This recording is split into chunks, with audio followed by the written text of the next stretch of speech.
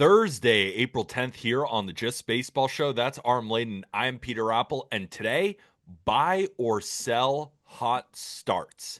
I have five. I think Aram has four. We're going to go back and forth through some of the best starts through about 11, 12 games of the season so far. It's a really small sample. We're going to do a much better job of this later on in the season when we have a larger sample, but we did want to check in on some of the best players in baseball so far this season, right? Aaron Judge is off to a great start. I think we're buying that. Yeah. That's not exactly the exercise here. It's a little bit more of those little known name type of players that we're going to look at, and maybe we'll be selling some of them. We're going to start with Vladimir Guerrero Jr.'s contract.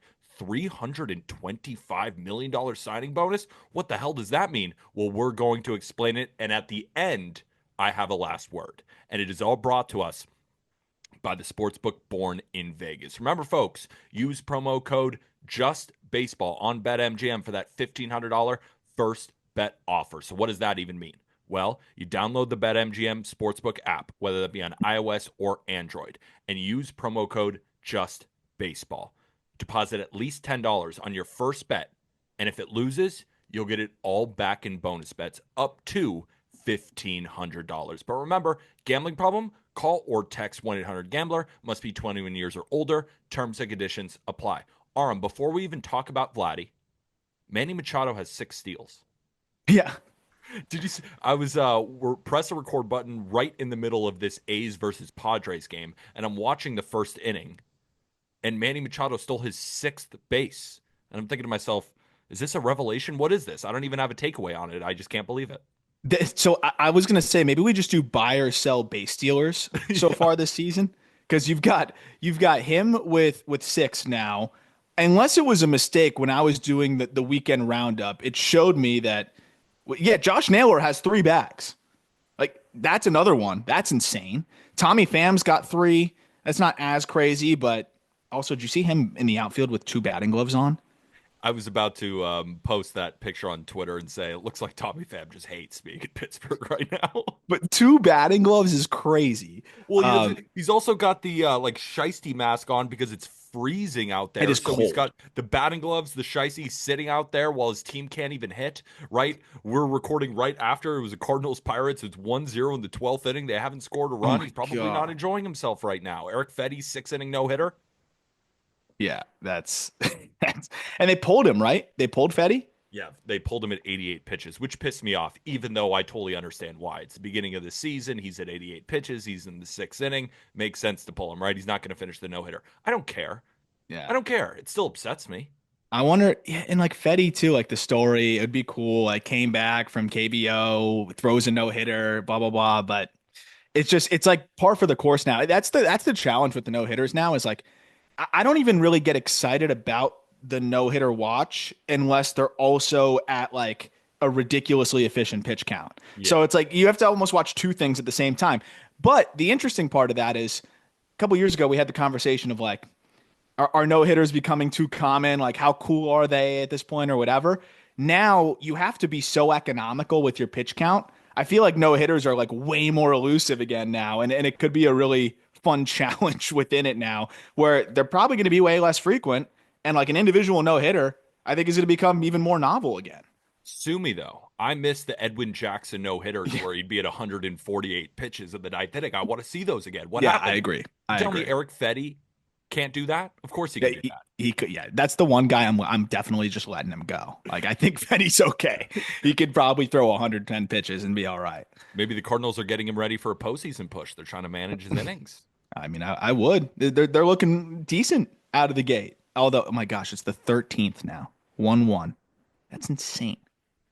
All right, let's talk about Vladimir Guerrero Jr. So the story came across that Vladimir Guerrero Jr. will get a $325 million signing bonus on his 14-year, $500 million extension. And everybody went crazy. So basically, he's going to receive the $175 million additional dollars in salary. So, yes, 65% of his contract is going to get paid out as a signing bonus. And you think to yourself, is he getting $325 million in one check? What is going on? So this was reported by Ken Rosenthal of The Athletic. So you can go check out that article for kind of more information. But right now, I just kind of want to run through it and talk about why Vladdy might have done it and why the Blue Jays might have done it, and then get some of your takeaways here. So why does Vladdy want to do this? So per The Athletic, signing bonuses are allocated to an athlete's state of residence. And since he's in Florida, a state with no income tax, he'll avoid paying state taxes on that bonus, generating millions Yeah. in savings. So that's a good reason why Vladdy would want to do it. But why would the Jays want to do it? So within the next 30 days, Vladdy's going to get an initial signing bonus payment of $20 million. And because his deal runs from 2026 to 2039, that money is not going to count against the Jays' luxury tax threshold because the CBA states that a signing bonus only applies to the luxury tax payroll during the guaranteed years of his contract. Again, this is all from Ken Rosenthal's article on The Athletic. So even you and I were talking about it before we pressed the record button, and I was a little bit confused because I'm thinking to myself, okay, I understand the 20 million that the Blue Jays are going to get off of their CBA, their luxury tax threshold, so it's not going to be as much of a tax burden on the Jays, but it's only going to be the 20 million because next year when those guaranteed years kick in, they're going to have to pay him that signing bonus payment and it will count against the luxury tax. So definitely understand why a guy like Vladdy would do it. I'm still a little bit confused why the Blue Jays would do it. I have a feeling that this was the bridge that finally got the deal done. Mm. Where, maybe Vladdy's at 550. The Blue Jays are like, we can't go any higher than five. Like it's just too much money for us. And maybe this is a way that they were able to kind of meet in the middle here, where Vladdy doesn't know if teams are going to do that for him in free agency, and this saves him. I'm not great with this side of stuff, but I think around 42, $43 million. So if they were 40, $50 million apart, this could have been the way to bridge that gap and meet somewhere there. So I'm thinking that that's probably why they did it and why they were able to pull it off. Of course, like I don't think any team is liquid enough because people might say, well, then why not just give him $100 million signing bonus now and then you can, save that in the luxury tax threshold side of things, because I don't think any team's that liquid, but it is interesting where because his residence is Florida, yeah, I think he probably saved about 40 something $1 million. And that's of course going to help him a good bit. And I think the Jays were just willing to bend and adjust and do some things to help him because the income tax is pretty significant in Canada as well. So having that was probably a hurdle in these conversations as well, where he's like, okay, well, I'm going to get taxed to oblivion here. There's some other teams that I could look at where maybe I'm not getting taxed the same way. But then he probably thought about which are the teams that are going to be in on him. It's probably going to be other cities or states, excuse me, that you're going to be taxed pretty hard anyway. So I think they found this middle ground and it probably bridged that like $50 million gap that they may have had. So I apologize if I'm going over something that you and Jack talked about yesterday when you went over Vladdy's original extension before we got this news. Do you think any of this, the signing bonus, the fact that it was done now before letting Vladdy go to free agency or anything like that, has anything to do with the impending lockout that we may get in 2027? Well, I guess I don't know how it would affect that side of things, right? Because what would be the reason why you have to do it now versus or like structure it this way? And I'm just trying to figure out what the reasoning would be. Like, why would the lockout affect that? The reason I brought it up, and maybe I'm wrong, is that Vladdy eventually came down from 500 because his original ask was 585, or that's according to David Ortiz, right? So he That's came. so funny. I know it's funny, but According to David, I was not expecting you to say Ortiz after you said David. I was like, but it was according to David Ortiz. I So believe it. if it was 15 for 585, I'm not really talking about the Blue Jays getting it done. I'm more talking about Vladdy because Vladdy will be a free agent after the year. And we saw what happened with the first base market. And then you couple that with an impending lockout that could eventually hurt him. Do you think there was that side of it too for Vladdy, where Yeah. he just wanted to get it done as soon as humanly possible. I mean, he wanted to get it done before he came into spring training and then eventually landed here, even though he already said, if I don't have the contract by the start of spring training, I'm not signing anything. So the reason I asked, is it because of the impending lockout and this signing bonus, or do you think that the impending lockout might have been like a slight light bulb in his head, but not really? Maybe a little bit just because of the uncertainty, right? Like we don't even know how that could affect team spending or Yeah. what teams want to do in free agency this year, like what the repercussions could be. Because you if you're fully locked out, like the payment structure for players is totally different, and the way that it all gets set up is totally different, and there's a lot of back and forth there. So there could just be a hey, you have an opportunity here to just secure $500 million. Like we don't know what's going to happen in the next year and change. Just let's just do it. I think that could be the thing that fully pushed him over the finish line. But kind of going back to it, I didn't see the David Ortiz report. But if they were, let's say the Jays were at 500 and Vladdy was at 580, and the tax number, which I think it was, is right around 40 something, like that's the perfect meet in the middle there to get Yeah. that deal done. And then maybe his agent saying like, look, I don't know what free agency is going to look like because I don't know how teams are going to handle it going into a potential lockout year. That could be enough to say, hey, let's just take the 500 plus tax benefits that probably put it closer to 545 and let's be happy for the rest of our lives. And seems like they're in a pretty good spot there. It's slightly depressing that Vladdy is a year younger than we are, and he's deciding between 585 million and 500 million, and I'm deciding whether it's worth it to get guac on my Chipotle. Yep. There's a little bit of a difference here. Yep. Yeah, you should have hit balls 118 miles an hour, dude. It's really hard. It's really hard to do that. No wonder these guys get paid 500 million. All right, ready to do some buy or sell?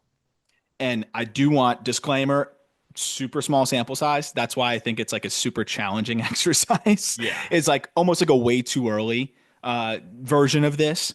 And then, yeah, when we check back in a month, we'll have a pretty good sample size to really lean into it. But I thought this would be a fun way to kind of just call our shot because it's still almost like a preseason prediction, but you get like Yeah. a little bit of a tease, a little bit of an idea of what may be going on. Yeah, so there's not going to be, a ton of analysis here. It's more going to be highlighting some guys who are not well-known names, who are off to great starts, highlighting those starts and talking back and forth to see if those can continue. Right? There are some players on our list right now with a 300 WRC plus or an OPS at 1200. Are they going to do that for the rest of the year? Absolutely not. But can they be solid players for their team and exceed preseason expectations? That's really the exercise here. Yep. And then in about a month, right, when we have 30, 40 games kind of under our belt, we'll do a real buy or sell on hot starts. And we'll also Yep. do that with teams as well. So let's get into it. I want to start with my most obvious one because this guy was one of the finalists for American League Rookie of the Year. And everybody knows that he's good. But the level of production so far is unbelievable. Wilyer Abreu of the Boston Red Sox.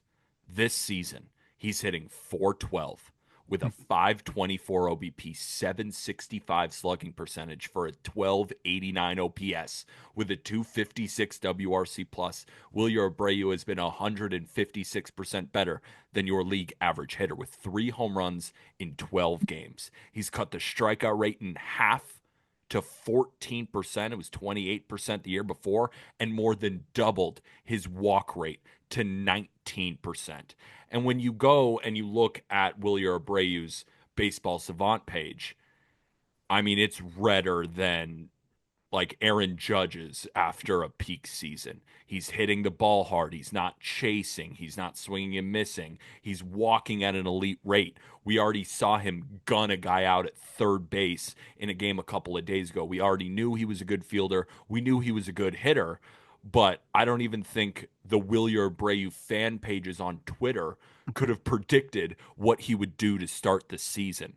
So the question is, are you buying or are you selling it? I don't know how you can't at least buy that there's a big change here. I mean, he's pulling more fly balls than he ever has, 32.1% rate. He's getting the most out of the batted ball quality. His zone contact rate is 89%. That's reserved for elite bat to ball guys. He's hitting the ball as hard as anybody in baseball while making contact in the zone at a 90% rate. Hard not to buy this start. Yeah, and I like the narrative side of it too, where you have a guy that was really good out of the gate last year, and then the league adjusted to him, and he was challenged down the stretch, and then you have an off season to work on things, kind of figure out what limited you down the stretch, and it was four seamers, honestly. Like he had some challenges with four seamers at the top, and a lot of lefties do, and it just seems like he's so much more equipped to handle velocity now, and you're seeing that with the ability to pull the ball in the air, like you said, but just through these first handful or 12 games that we've seen, like it's a small sample, but he's got 4 hits on 11 at bats against four seamers, including a double and a homer. And last year, when you look at like what he was doing against four seamers, it was only a 68% in zone contact rate, I believe, or like 69% in zone contact rate on four seamers. So like there was definitely some swing and miss issues there. He feasted on sinkers. He was really solid against secondary stuff overall. But I think seeing him be more equipped to handle the velocity, I imagine that was something that he worked on through the offseason. I think that's really set him up nicely for everything else. But I think the chase is got to be the biggest thing that's standing out, because even though it is a small sample, to see that swing rate like outside of the zone drop by so much, I think when you're ready for velocity as well, like sometimes guys expand a little bit more when they're trying to be ready earlier.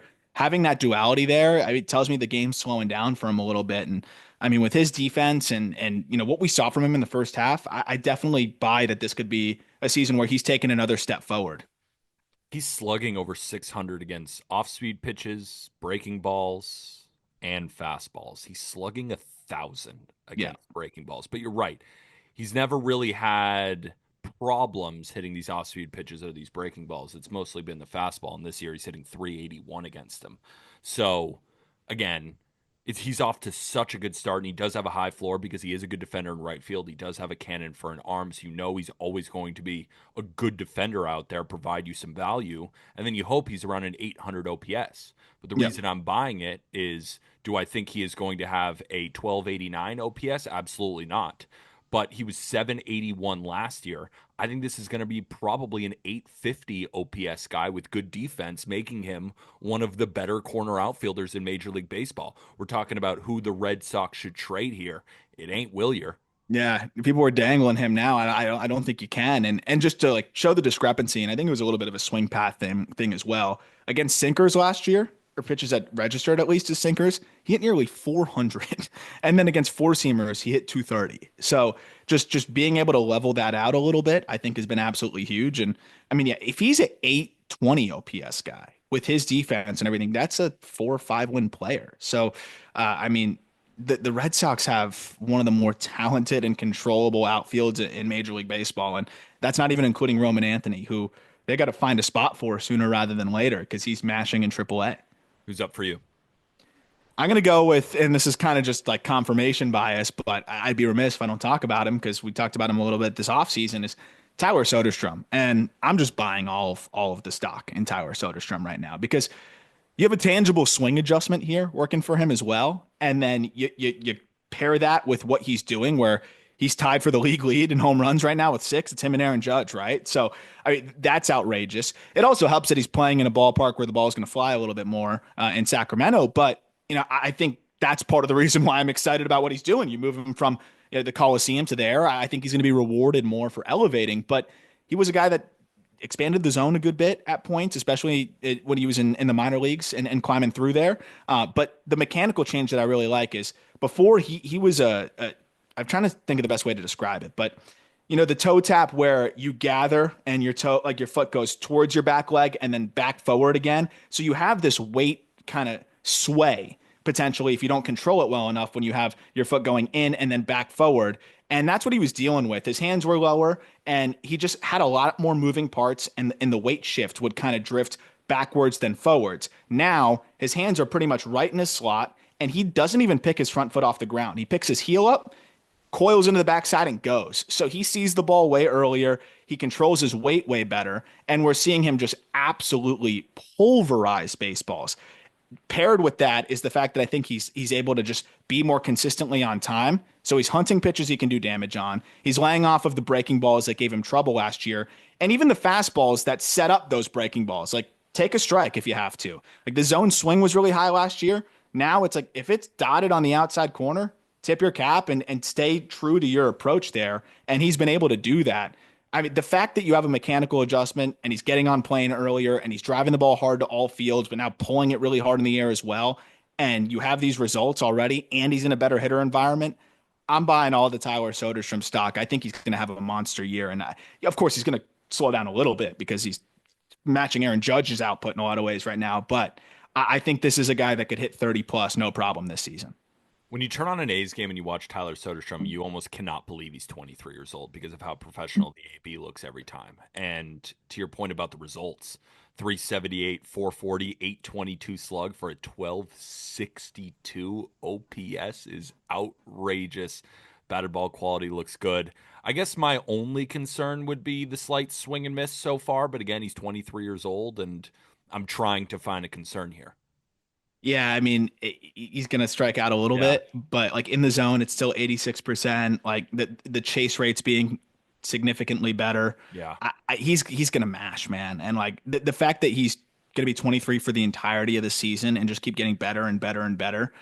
I mean, they've got an interesting situation. Nick Kurtz hit another home run in AAA yesterday. He is destroying baseballs. You might have to start thinking about putting Brent Rooker in the outfield or starting to get Kurtz some outfield reps as well in AAA or something. But good problem to have. But Soderstrom's clearly not giving up his spot anytime soon at first base. Great problem to have for the no city designation A's. I'm going to stick in that division for my next buy or sell candidate, and it's another guy that we talked about. And the reason I started really keying in on him was actually what you said when we were discussing the Angels, the tangible swing adjustment. You said that he probably went to Teacher Man, and it Yeah. looks like he went to Teacher Man. Teacher Man's big client, what made him famous, is Aaron Judge, right? It's that optimal launch angle swing where it's that slight uppercut, but it's so much snap and it's getting the ball in the air where he's pulling more fly balls. Another 23-year-old. This season, Kyren Paris of the LA Angels is slashing 429, 538 for a 952 slug, 1490 OPS, 309 WRC plus, 4 homers, and 3 steals. He's the first Angel ever with 3 home runs and 4 stolen bases through the team's first 10 games of the season. When I saw that stat posted by Underdog MLB, I almost couldn't believe it because Mike Trout is an Angel. Shohei Ohtani was an Angel. And this is an Angels team that has had great hitters in their past. I couldn't believe that Yeah, it's Kyren pretty. Paris was the first one to do it. And looking kind of deeper into Paris's profile, always had a good eye for the plate, always sustained a pretty high walk rate, which I was impressed by. Again, he's able to use his speed on the base pass, so there's that high floor, and he could play a pretty good second base as well. And generally speaking, doesn't chase that much and is just barreling everything with his good swing. So the reason I'm buying it is I see a guy with a relative high floor because I know you can play the position at second base. I know you can impact the game on the base pass. So there's always going to be that level of defense and speed. And if you're getting the most out of your batted ball quality, because he's not a guy who hits the ball super hard, right? His average exit velocity is only like 87 miles an hour. It's not that great. But when you're barreling everything, getting the most out of it, and pulling all of those fly balls, you're going to have a lot of success. So I believe in this new swing change and his ability to get the most out of what he's got at just like 5'10, 180 pounds. I mean, he looks like a little muscle hamster, but he's still just not that big. So to get that much power out of that frame is very impressive. Now, do I think that this guy is going to continue this home run pace and hit 30, 35 home runs? No. But can he hit 15 to 20 while stealing 30 bases while playing decent defense at second? I think that's possible. Yeah. It's just 23 years old for Kyren Paris. And I think just stalling out, and that's usually where guys will kind of just go to the swing overhaul side of things. Where, I mean, the Angels rushed his development, threw him up in the big leagues when they shouldn't have, and then, he gets sent back down, just kind of ragdolled a little bit, and then struggled back in the minor leagues. And I think just overhauling the swing. The thing is, when you go to Teacher Man and you go to that like HLP, they call it like high level patterning type of swing, I there's a lot of components that I think are streamlined that he preaches that works for everybody, but it's like the to a T following it, like it can really derail a guy that maybe isn't athletic enough or explosive enough to do it, or it can, kind of be a great last gasp for a really explosive athlete to unlock more. I mean, you think about what Kerry Carpenter was able to develop into. He is a freak when it comes to his mobility and his balance and things like that. Kyren Paris is a really good athlete, and I think we're seeing that like he was able to leverage that, and it's helping him a ton. I think he's going to swing and miss a lot in doing this, but if he's hitting a ton of home runs, like you said, he's patient and he's just three true outcome, power hitting second baseman who can steal bags. That's going to play, and we're talking about a guy that had a 59 WRC plus in 37 games in AAA last year, a guy that hit 209 in the PCL last year. So like this is a huge shift from where he was at, even if it's a small sample. He had a great spring. I think that he has elevated himself from potential like DFA candidate to now, a guy that absolutely could fill a role on a big league squad. Absolutely. So before we get to your next buy or sell candidate, we're going to take our first break. So another guy I've been talking about a bunch, and I mean for years now. So just another opportunity for confirmation bias is Jonathan Aranda. And I just wanted to highlight Aranda here. So this is obviously a buy, and then it gets a little bit more, it becomes a little bit more of a conversation on the next two. But with Aranda, man, last year was kind of going to be the year with the Rays that I thought he was going to get that runway and be able to really prove that he can mash. Unfortunately, broke a finger and that kept him out for like a quarter of the season, and then he just wasn't fully able to settle in and get things going. But he still put up solid numbers. 44 games, he put up a 113 WRC plus, but it was kind of like up and down through the 2022-2023 season. So he never really had an opportunity, never had more than a 40 game stretch to really settle in at the big league level. But every time I watch this guy in the minor leagues, he's one of the more well-rounded hitters I've seen. And it reminded me a lot of like Vinny Pasquantino, maybe not quite as elite bat to ball wise, but there was just a lot to like there in terms of the feel to hit blended with hitting the ball pretty darn hard and a sweet swing from the left side.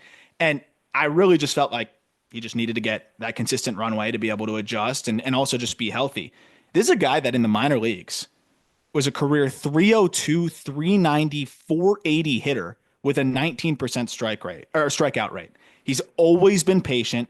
He added way more power in like the 2023 season, raw power wise, started posting plus exit velocities, had a knack for pulling the ball in the air. You put him in Yankee Stadium dimensions now at Steinbrenner. That fits him perfectly. And I look at like, he's competitive against lefties, but if you just deploy him mostly against righties, he dismantles righties. In 2023, which was the full season in AAA, he had 91 games against righties, and he slashed 378, 475, 679. That's in AAA in 91 games. So this is a guy that could absolutely destroy right-handed pitching and I think be a really solid player for a long time. I think there's 20 to 25 home run power. He's going to walk a lot, and he's going to make enough contact.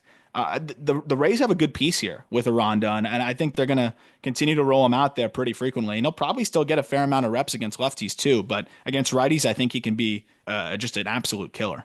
Do you think this makes Yandy Diaz available? Because he's playing some pretty good defense at first. I do. Like I think you look at that situation and you look at what you've got, and even like Curtis Mead looking like he might be starting to put it together as well. And then you got other guys on the way. You're hoping you get more out of Xavier Isaac and things like that. Like I would consider it. I think it makes a lot of sense for the Rays to do that, to be honest. Yeah, because you mentioned the first base prospects. Is Trey Morgan playing some outfield now? Because if they have Isaac, if they have Aranda, like you can't play three guys at first arm. I know. And Trey Morgan's like an 80 glove at first. I know. For like what that's worth. To your point though, like, and I imagine they want to save money now, probably more than ever. I could see Yandy being on the way out if Aranda keeps doing what I think he can do. And then you could deploy Mead in just the lefty situations. He has historically destroyed left-handed pitching. He's had many ABs so far this year. He's only had like 15 plate appearances, but he had a good spring. I like a lot of what we saw from him. And if you put him in lefty situations and you platoon those two guys, that could be really, really productive.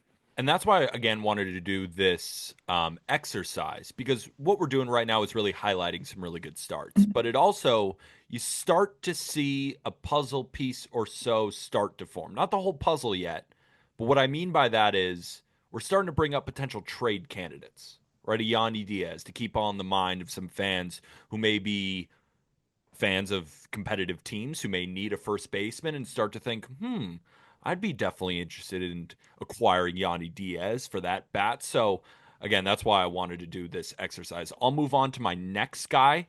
And this is a guy who, right, you talk about your confirmation bias. This is one, like, for all the guys that you've mentioned, you haven't really been wrong yet. They've just been in the minors or haven't really started to get going. Spencer Torkelson has gotten going. He's fully gotten going. He's had a couple of years now in Major League Baseball. And I said when I was watching him at ASU, I said, this is the most guaranteed bat to work like I've seen in college. I thought there was no way that he would flounder. And he even had a season of 31 home runs for the Tigers. But clearly, so far, it has been a massive disappointment.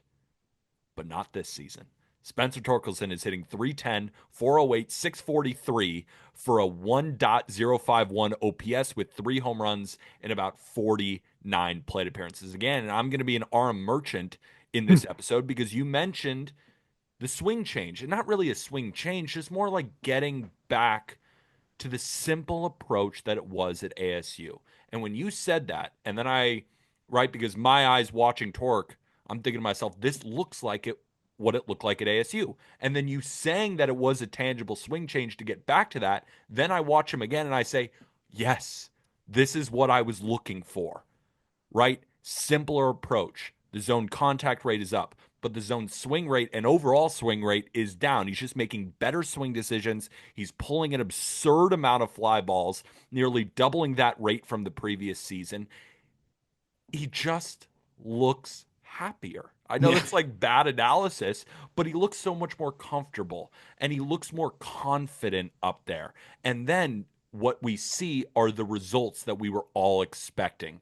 And I might have to eat major crow on the Tigers this season because when we did our win totals, even talking back through the offseason, I was down on the Tigers relative to market. I was like, this team's probably going to finish around 500. I like the rotation. I think the bullpen's a tad overrated, but I'm really worried about the offense.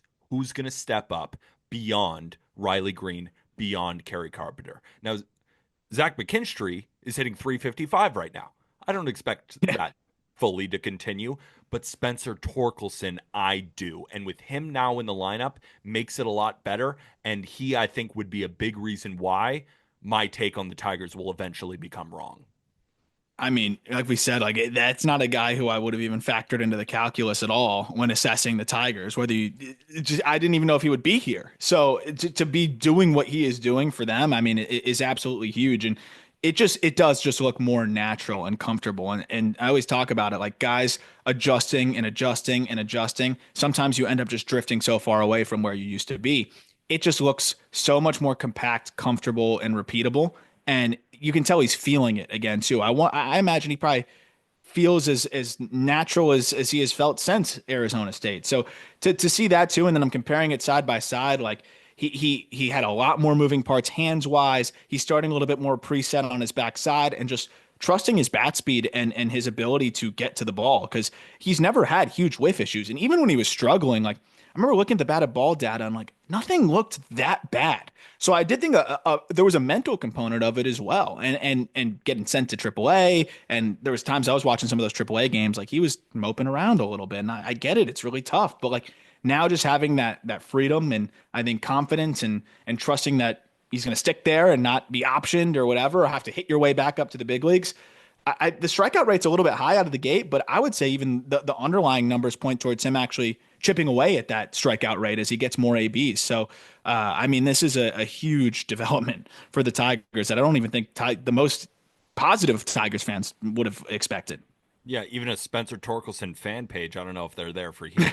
They're there for that, but I looked at the strikeout rate, right? It's at like 33%. You don't really want to see that, but to your point, he's probably going to cut it down a little bit, but that might just be what he is. He might be a first baseman who's hitting like 270 to 280 with plenty of power, 30 to 40 home runs, and he strikes out a lot. right? That's still a very good hitter as long as you can offset that with a high walk rate, which he is walking at a near 11% rate, right? Yeah. Because there have been years where Aaron Judge is striking out 29% of the time while he's hitting 60 home runs. So Aaron Judge has done a good job of cutting down his strikeout rate, but you understand where I'm coming from. Some of these big power bats, they swing and miss more. That doesn't mean that they're a bad hitter by any stretch of the imagination, as long as they can offset it with walks and pulverizing baseballs, like you Yeah. said, with Soderstrom and with Torkelson. Who's next for you? So this is half and half, and I'm gonna lean on you to like kind of decide like where you think if it's a buy or sell because it's a relative buy. Okay. Victor Scott, and it's similar to like what you were saying about how like with Paris, there's other ways that he's going to impact the game. So with Victor Scott with the Cardinals, he also made a mechanical adjustment because at points last year, especially at the end of the season, he was going wide and no stride, wide, and it was just all arms in his swing. So there was very little use of the lower half, very little like whip or explosion, and it was very soft contact. And I think also you think about you don't really have a timing mechanism. You're just kind of swinging from your feet wide. It's gonna be a lot on the ground as well. So being so armsy, I think really affected him. And even in AAA, he had a hard hit rate that was barely above 20%. Now, Victor Scott's never going to be a guy that's going to hit for a ton of power, but you want to be able to hit line drives all over the field. And also, like the harder you hit it, the higher the BABIP's going to be, and the better chance you're going to have to sneak it through holes. So now this year started with his stance a lot narrower, and he's striding now just from that back leg. So he's able to kind of create more tension. He's able to have a little bit more going for him there. And I think it's helping his timing as well. And I noticed it in spring training when I went out and saw him in Jupiter, like being able to now stride from that position and get into his backside. He's also getting on plane earlier. He's able to just kind of be that guy that can catch it deep and slap it the other way, but also flash a little bit of pull side pop. I watched him pull one out of the yard, and I was like, whoa, he's got that in there too a little bit. So seeing that was really encouraging. And you look at the year that he had last year, this was another guy that was kind of battling in AAA. They rushed him up to the big leagues because somebody went down, and they figured, okay, he can just play a good center field for us and run. But I think then getting back to AAA, he was not good. It was a 210, 294, 303 slash line. And this is a guy that broke out in 2023 between high A and double A. So that's why I think it's kind of a relative buy because this is another guy that was, 40% below average at the AAA level. And then you're looking at him now, he's hitting 297, 372, 486. It's a 140 WRC plus at the big league level. I don't think that's going to happen. But I think he's gotten himself to a point now mechanically where the EVs are going to be a little bit stronger. The barrel control is a little bit better. And if he's a league average hitter, this is one of the fastest players in the game. Like he can steal 90 bags. He is a great defender in center field. He could be a 4-5-1 player as he develops and becomes just a monster in the outfield and on the base paths if he's a 100 WRC plus guy. So I'm buying that he's a league average hitter now. And that's kind of where I'm at. I don't know if I'm buying that quite yet. And you talked about the mechanical adjustments. I'm curious to ask you about this question because, when you look back, at the data for him, he's really struggled against breaking balls and off speed in the past. He's always done a pretty damn good job against fastballs, but he whiffed over 40% against, again, both breaking balls and off speed pitches. And this year, it's a lot of the same. He's just pulverizing fastballs this year, which has led to his OPS over 800, but he's hitting 091 against off-speed pitches, whiffing at a 47% rate, and he is hitting 333 against breaking balls, but if you look at some of the underlying metrics, like a 220 expected batting average with a 45% whiff rate. So that's my concern here.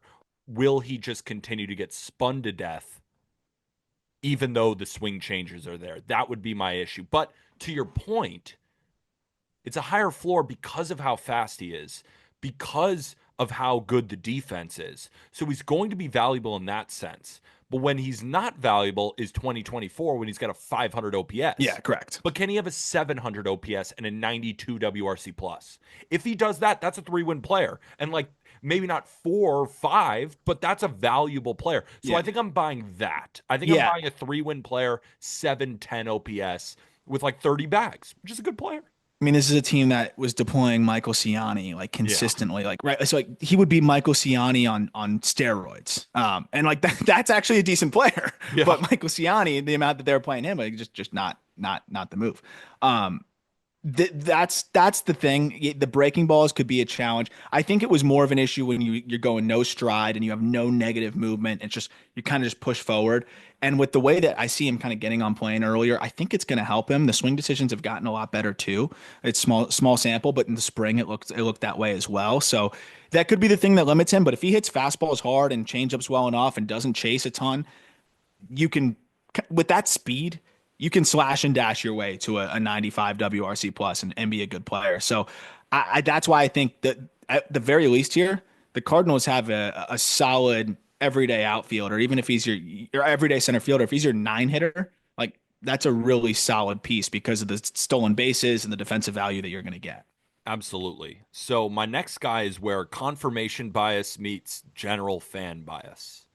I'm a Yankee fan, and over the offseason, generally I'm sort of a pessimistic Yankee fan until we start winning, and then I start just getting crazy.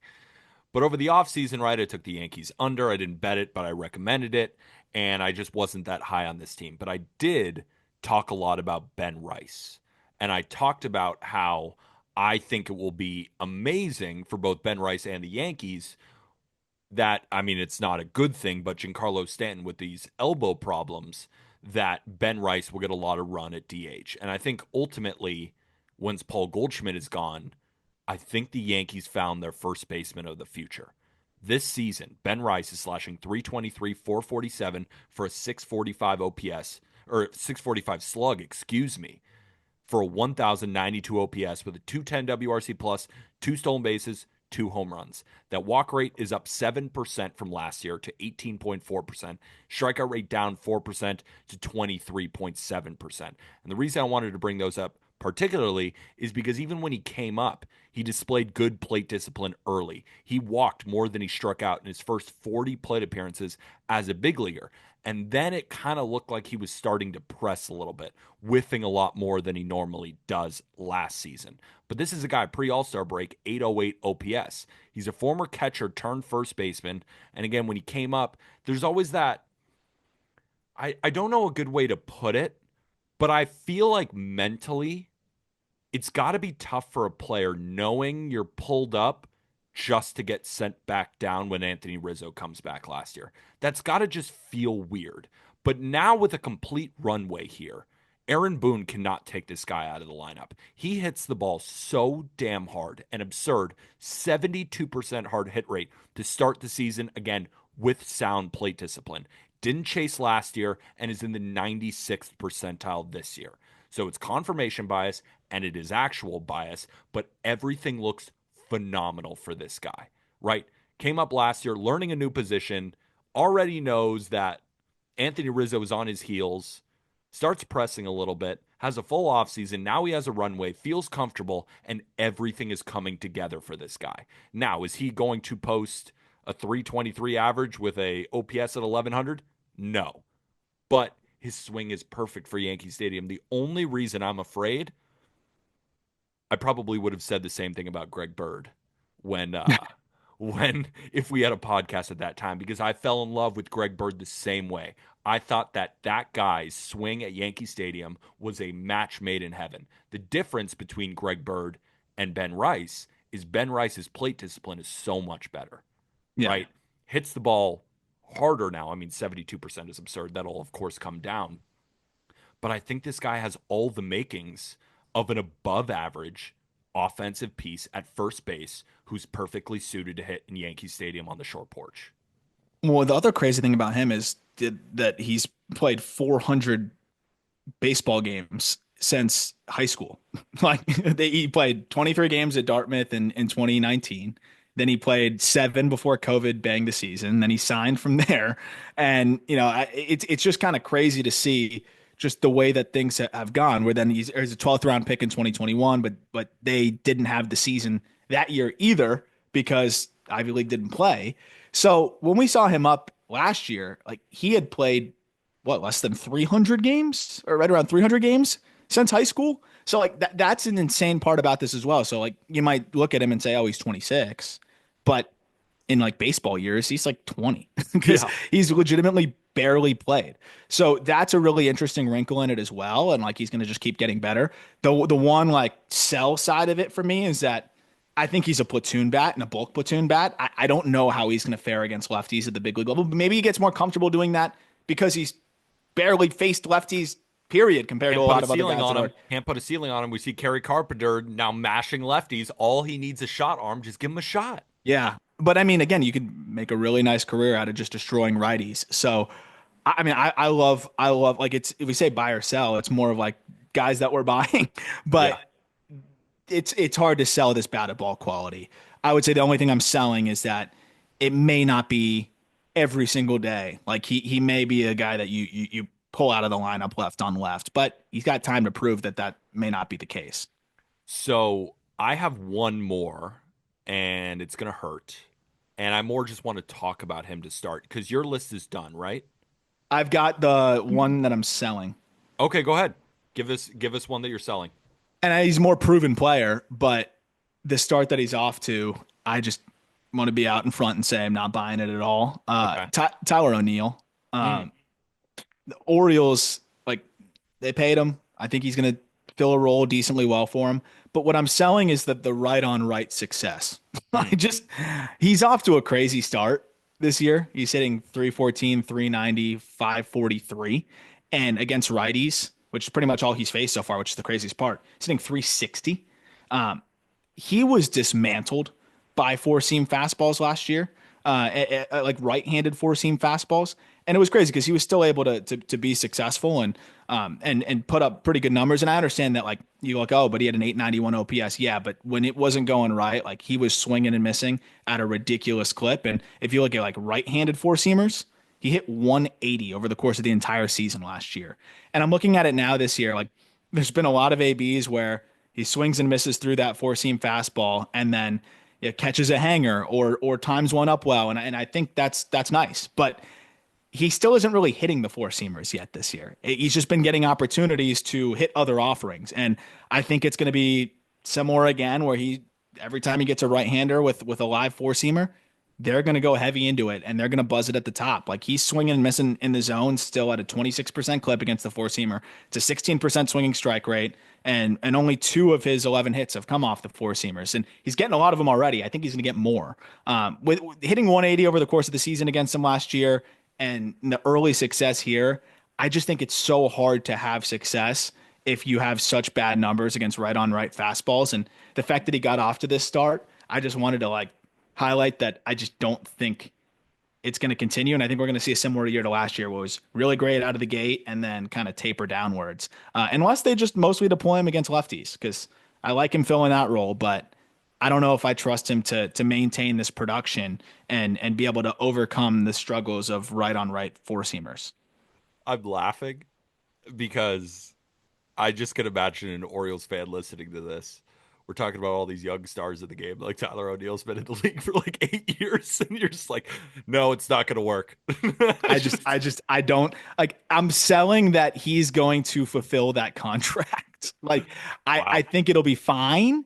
I don't think anyone will be looking at it like a bad deal, but like he had a 131 WRC plus last year.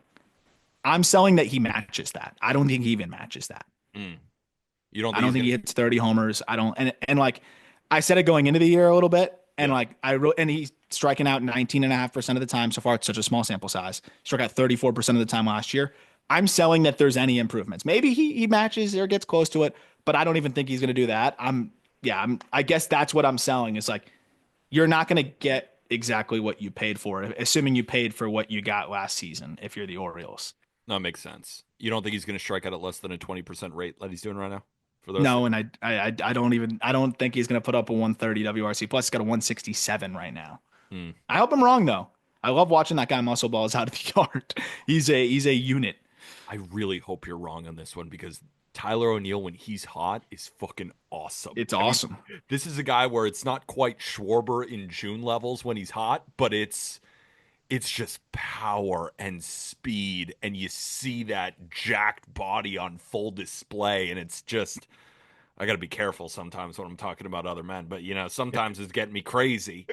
Yeah, Tyler O'Neill. Tyler O'Neill's a beast. I'll Yeah. leave it at that. Yeah. All right, Yeah. here's another just train engine of a man that I more just want to poke at you. I more just want to poke at you. Killing me. I'm Okay. I'm selling James Wood Yeah. 981 OPS. I'm selling it. And here's the reason why. I'm not just pulling this out of my ass just to get Aram heated on a Wednesday as we record. He's striking out actually more than he did last year. Obviously, very, very small sample, and he's able to supplement it with walks.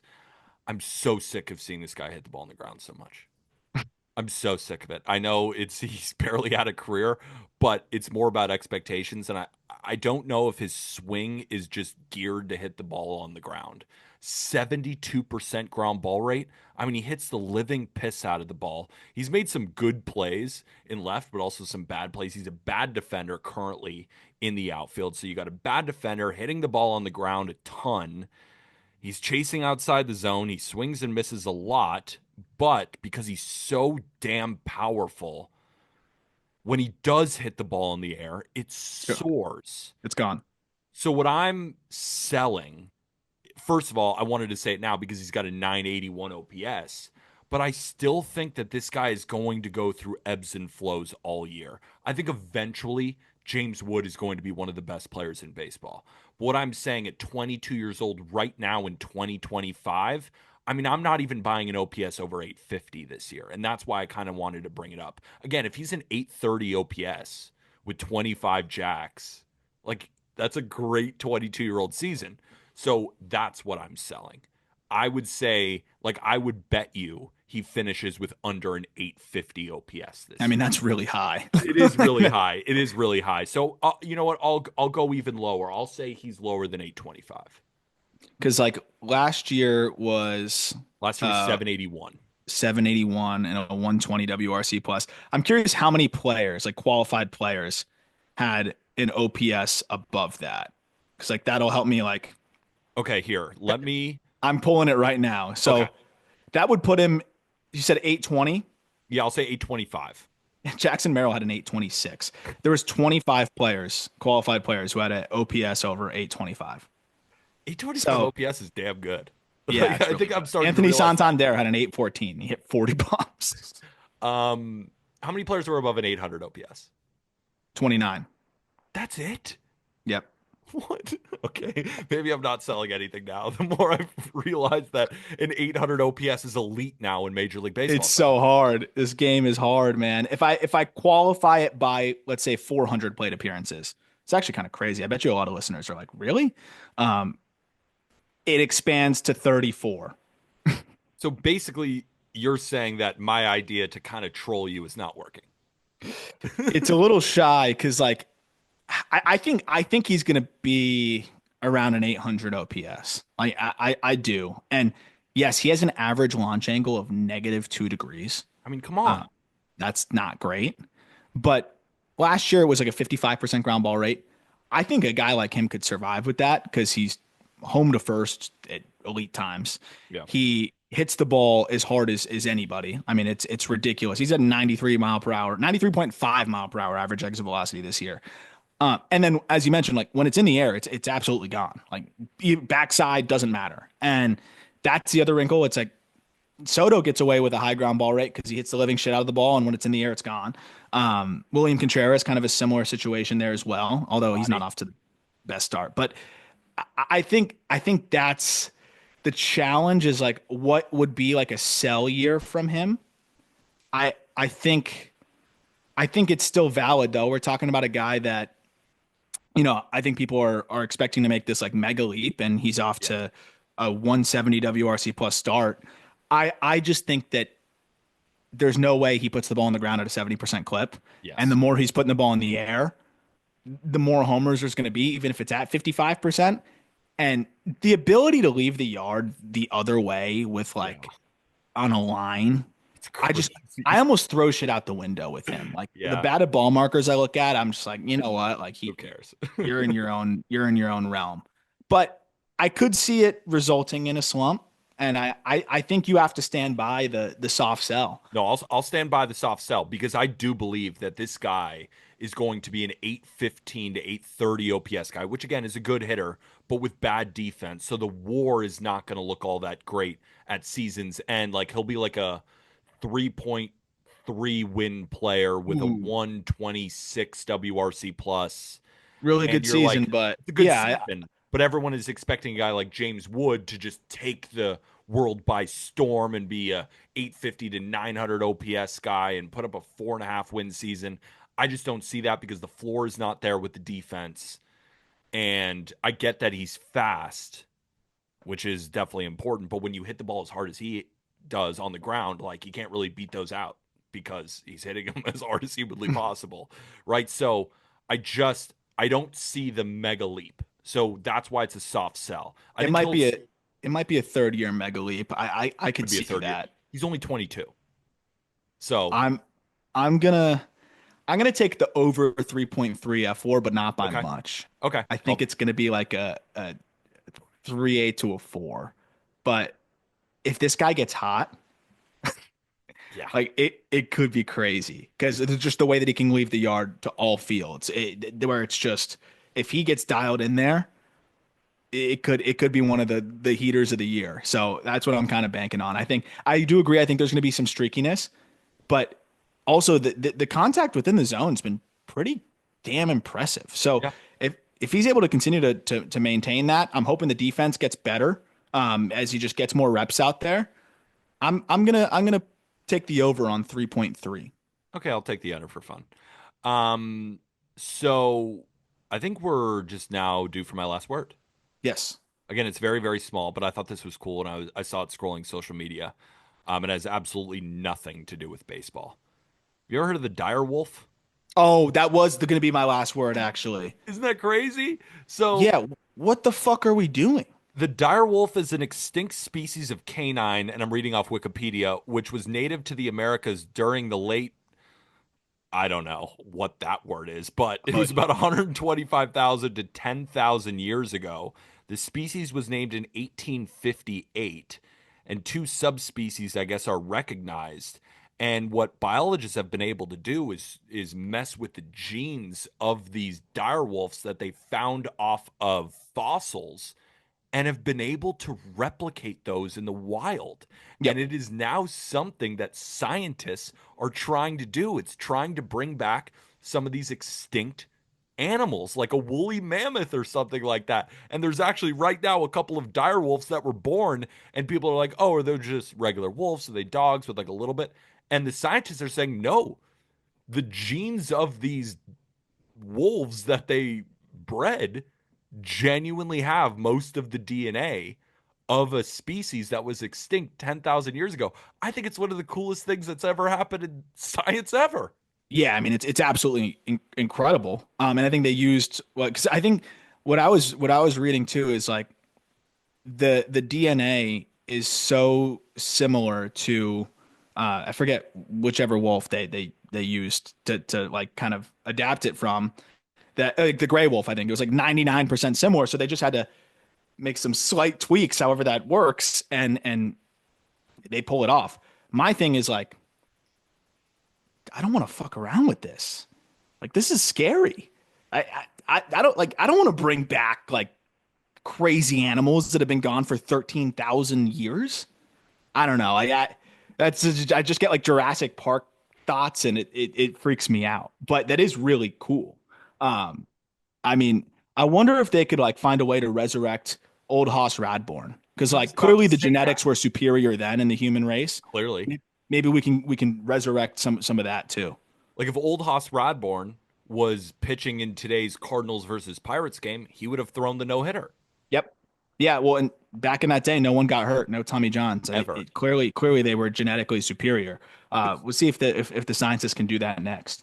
Like sitting 72 miles an hour. Shout out Oh old wait, baseball. actually, another one, another Okay. crazy, like my last word actually. Did Okay. you see the guy in was it NPB that was sitting 79 miles per hour? Yes. And I have the tweet actually right here.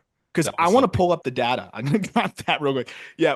Okay, so let me give it to you right now. So 45-year-old Masanori Ishikawa, I butchered that. I Uh, got it. I got it. Yeah. 45-year-old has now won a game in 24 consecutive seasons. He threw 5 innings, 5 hits, 1 earned, 1 walk, 2 strikeouts, 83 pitches. His fastball averaged 79 miles an hour. A 45-year-old. I guess it's not the oldest pitcher in MPB history. There was a 47-year-old that was still pitching, but winning a game in 24 consecutive seasons is unbelievable. 45 years old, just Jamie Moyer-esque. They got one over there in the MPB right now. He's 5'6", 161 pounds. Is that correct? I hope it is. Okay, so here's a little bit on the number, like the data before we call it an episode. Because I'm gonna watch this guy's starts. Once I saw that, that was the most incredible thing I've seen in a while. So he is this, oh my gosh. His fastball has averaged 81 miles per hour this year, but opponents are hitting 226 against it. Get He out. has a swinging strike rate on that fastball. Like average, I would say is probably like 10, 11%, right? 0.6%. That means it's So early on in the season. That means he got one swing and miss? he's thrown 172 fastballs. Yeah, that's probably Two, three. two, one. No, that's one. Two? That's one. You got one. That's one. He has a fastball, a changeup, a slider, a sinker, a cutter, a splitter, and a curve. And the curve is 67 miles per hour. I want to see one more thing here. He was born in 1980. I can't tell you the last time I saw a 1980 birthday. And he's never at any point where we've had data available sat above 85 in a start. This guy's amazing. He's amazing. Absolutely amazing.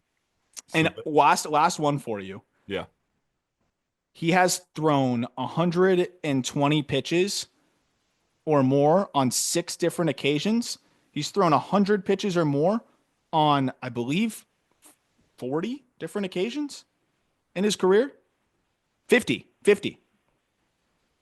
I mean, again, maybe we need to get some of his genes Yeah. and pair them with old Haas Radborns, and we'll have the best pitcher of all time. The answer is actually 55 starts in his career with 100 or more pitches thrown. Do you think he'd be willing to donate his elbow to DeGrom? Just so we could have it for like a year? It was just immediately snapped. Yeah. It's never been tested. Yeah, that elbow getting tested at 100 miles an hour. Yeah, that'd be a little bit challenging. But yeah, I think that's the episode. Yeah, Right, unless you got 4% anything walk else? rate, 4% walk rate, 6% strikeout rate. Now I'm done. Striking out more than he's walking, though. That's the key. So that'll do it here for the Just Baseball show. Jack and I will be on tomorrow. But in the meantime, if you want to go get yourself some Just Baseball merch, I'm rocking the athletic tee. I love this athletic tee. The hat, Arm's rocking it too. And if you want to join the Discord, of course, it is popping in there. Highly recommend it. You can find the link. It's only $10 to join. We got MLB talk. It's the best baseball group chat in the world. We got MLB talk, gambling, prospects, fantasy baseball, trading cards, college baseball. We got everything in there. All of our writers, podcasters, they're all in there talking it up. You know, he's sweating all my bets. Arm's doing prospect Q&As. Jack did a Q&A. There's a 30-team dynasty league in there.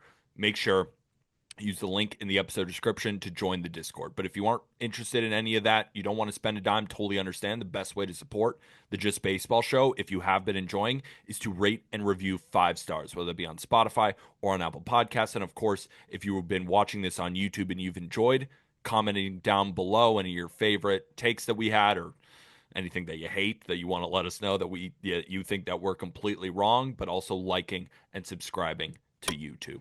For Arm Layton, I'm Peter Apple. Again, we will see you on Friday. And with that, thank you, everybody.